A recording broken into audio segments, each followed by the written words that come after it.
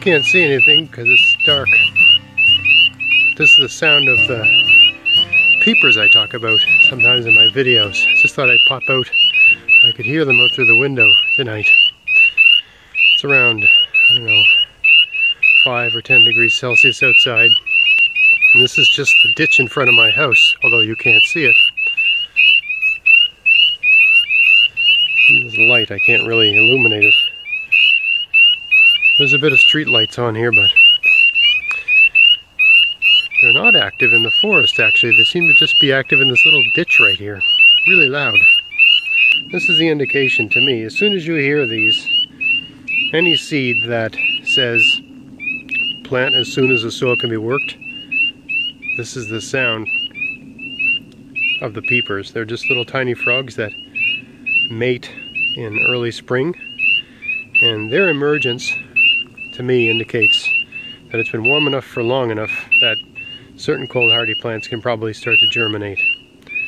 And they'll go like this right until dawn, and they'll continue to do what they're doing, looking for a date and so forth, right until dawn. And then I don't know what they do the rest of the summer. I guess they just do froggy things and try not to get eaten by other things. Anyway, just thought I'd add this to, I'm just doing a little short video here where I throw together a hodgepodge of little bits and pieces that I have filmed over the last few days. Didn't really fit in anywhere else. I thought I'd start the video with this glorious, peaceful sound, almost like crickets in a sense. Stay tuned.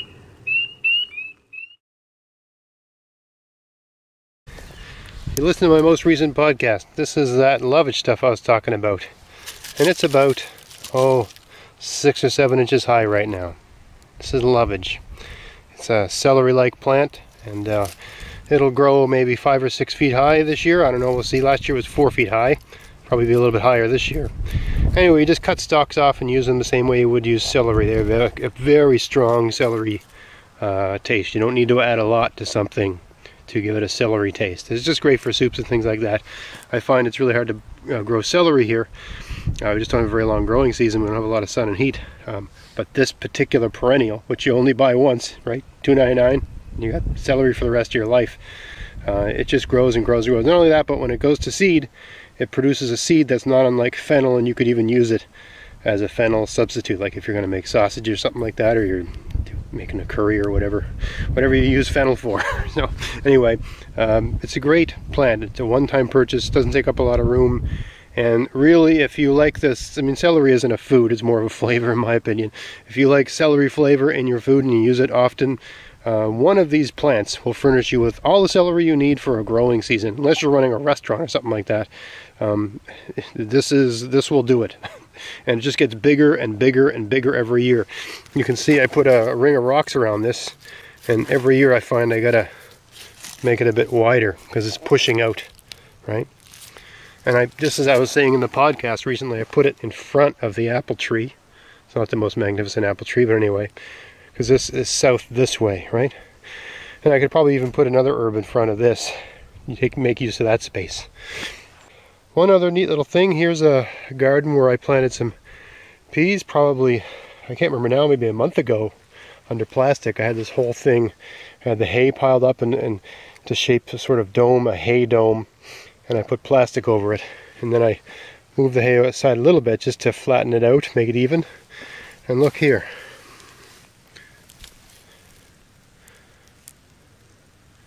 Spinach. Or sorry, not spinach, there's a pea right there.